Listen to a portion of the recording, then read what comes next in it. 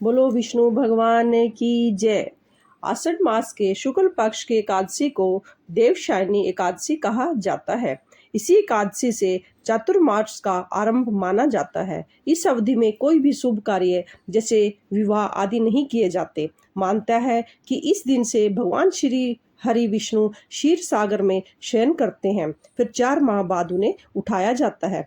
उस दिन को देवोत्थानी एकादशी कहा जाता है। इस बीच के अंतराल को ही चातुर्मास कहा जाता है। देवशयनी एकादशी को देवशयनी महा एकादशी, थोली एकादशी, हरिदेवशयनी एकादशी, शयनी और प्रोबंधनी एकादशी भी कहा जाता है।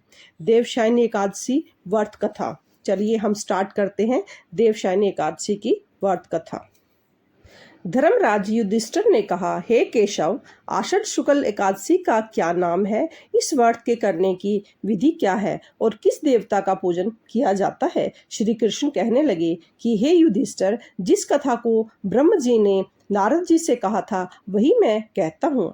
एक बार देव ऋषि नारद जी ने ब्रह्मा जी से इस एकादशी के विषय में जानने की उत्सुकता प्रकट की। तब ब्रह्मा जी ने उन्हें बताया कि सतयुग में माधांता नामक एक चक्रवर्ती सम्राट राज्य करते थे। उनके राज्य में प्रजा बहुत सुखी थी, किंतु भविष्य में क्या हो जाए यह कोई नहीं जानता था। अतः वे इस बात से अभिनंग थे और उनके राज्य में शीघ्र ही भयंकर अकाल पड़ने वाला है। उनके राज्य में पूरे 3 वर्ष तक वर्षा न होने के कारण भयंकर अकाल पड़ा। इस अकाल से चारों ओर त्राही त्राही मच गई। धर्म पक्ष के यज्ञ, हवन, पिंडदान, कथा, व्रत आदि में कमी हो गई। जब मुसीबत पड़ी तो धार्मिक कार्यों में प्राणियों की रुचि कहाँ रह जाती है। प्रजा के ने राजा के पास जाकर अपनी वेदना की दुहाई दी। राजा तो इस स्थिति को लेकर पहले से ही दुखी थे। वे सोचने लगे कि आखिर मैंने ऐसा कौन सा पाप किया है जिसका दंड मुझे इस रूप में मिल रहा है। फिर इस कष्ट से मुक्ति पाने का कोई साधन करने के उद्देश्य से राजा सेना को लेकर जंगल की ओर चल दिए। वहां विचरण करते करते एक दिन वे ब्रह्मा जी के पुत्र अंगिरा ऋषि के आश्रम में पहुंचे और उन्हें साष्टांग प्रणाम किया। ऋषिवर ने आशीर्वाद के उपरांत कुशल से पूछा, फिर जंगल में विचरने व अपने आश्रम में आने का प्रयोजन जानना चाहा। तब राजा ने हाथ जोड़कर कहा, महात्मन, सभी प्रकार के धर्मों का पालन करता हुआ मैं भी अपने राज्य में दुर्भक्षी का दृश्य देख रहा हूँ। आखिर किस कारण से ऐसा हो रहा है? कृपया इसका समाधान करें। यह सुनकर ऋषि अंगिरा ने कहा, हे राजन, सब युगों से उत्तम यह सतयुग है। इसमें छोटे से पाप का भी बड़ा भयंकर दंड मिलता है।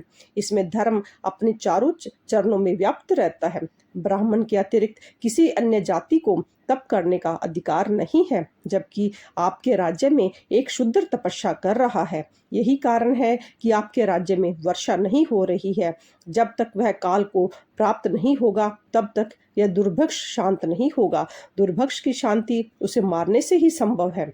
किंतु राजा का हृदय एक नर अपराध शूद्र तपस्वी का शमन करने को तैयार नहीं हुआ।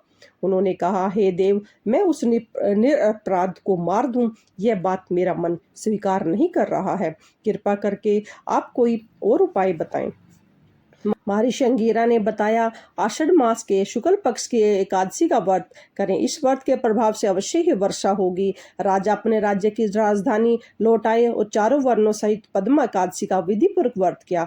व्रत के प्रभाव से उनके राज्य में मूसलाधार वर्षा हुई और पूरा राज्य धन धान्य से परिपूर्ण हो गया। ब्रह्म पुराण में देवशयनी एकादशी के विशेष महत्व का वर्णन किया गया है। इस व्रत से प्राणी की समस्त मनोकामनाएं पूर्ण होती है। बोलो देवशयनी एकादशी की जय। बोलो भगवान विष्णु की जय। बोलो भगवान हरि की जय।